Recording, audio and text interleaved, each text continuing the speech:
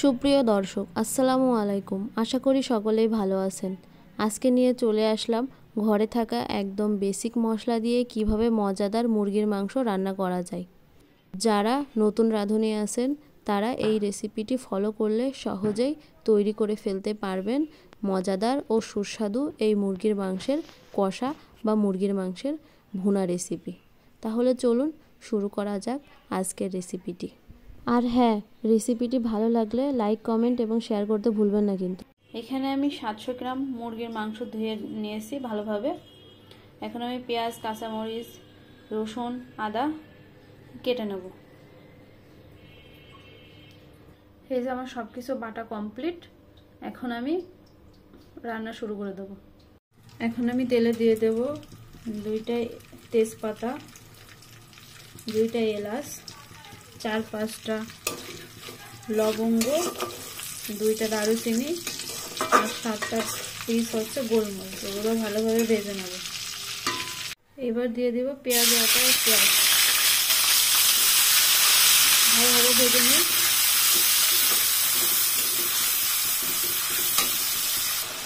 এবার দিয়ে দেব রসুন বাটা ও আদা বাটা। আমি এখানে দিয়েছি 1 চা চামচ আদা বাটা ও 1 টেবিল চামচ রসুন বাটা। এগুলো এখন ভালোভাবে ভেজে নেব 2 মিনিট, যাতে রসুন আর আদার কাঁচা গন্ধটি দূর হয়ে যায়।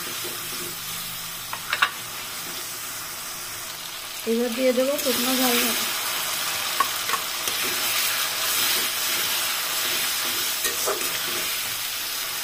এবার দেবো পানি মশলা কষানোর জন্য।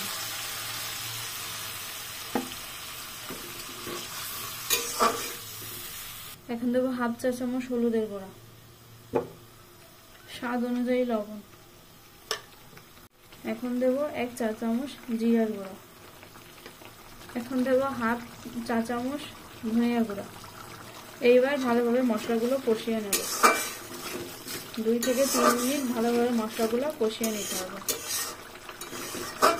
মশলা কষাতে কষাতে তখন দেখবেন মশলার উপরে তেল উঠে এসেছে, তখন বুঝবেন যে মশলাটি কষানো হয়ে এসেছে। আমার মশলা কষানো শেষ। এখন আমি ধুয়ে রাখা মুরগির মাংসগুলো দিয়ে দেবো।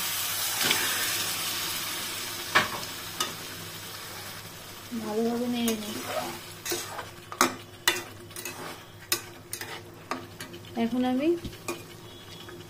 মশলার সাথে মাংসগুলোও ভালোভাবে কষিয়ে নেব।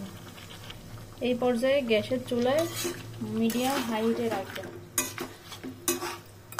এখন আমি ঢাকনা দিয়ে ঢেকে 5 থেকে 6 মিনিট মাংসগুলো কষিয়ে নেব।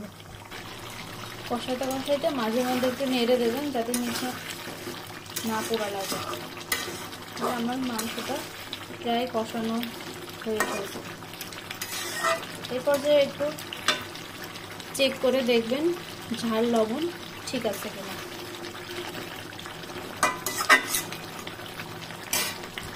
যে আমার মাংসগুলো কষানো হয়ে গিয়েছে,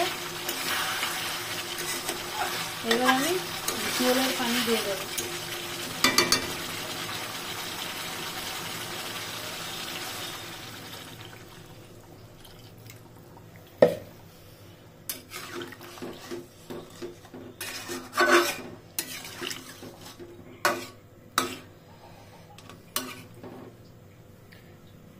এইবার 5 থেকে 7 মিনিট মাংসগুলো রান্না করে নেব।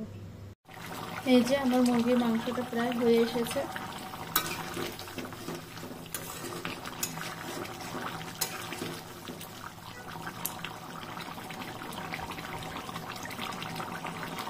এখন আমি ধনিয়া পাতা দিয়ে দেব। এখন আমি ভাজা জিরার গুঁড়া দিয়ে দেবো। ভালোভাবে সবকিছু নিয়ে নেব। মুরগির মাংসে এই ভাজা জিরার গুঁড়া দিলে মাংসটি অনেক সুস্বাদু হয় খেতে। আপনারাও চেষ্টা করবেন এই ভাজা জিরার গুঁড়োটা দিতে। আর যেহেতু শীতকাল, এই কারণে আমি এই যে আমি নামিয়ে নিয়েছি মাংসগুলো, দেখতে পাচ্ছেন কতটা লোভনীয় হয়েছে। আপনারা আমার রেসিপিটি পুরোপুরি ফলো করলে সহজেই এরকম টেস্টি মুরগির মাংস রান্না করতে পারবেন। যারা নতুন রাঁধুনি আছেন মাংসটি নামিয়ে নেব। রেসিপিটি পুরোপুরি ফলো করলে সহজেই মুরগির মাংস রান্না করতে পারবেন। এইভাবে মুরগির মাংস রান্না করলে পরিবারের সবাই হাত ধরে মজা করে খাবে। আল্লাহ হাফেজ।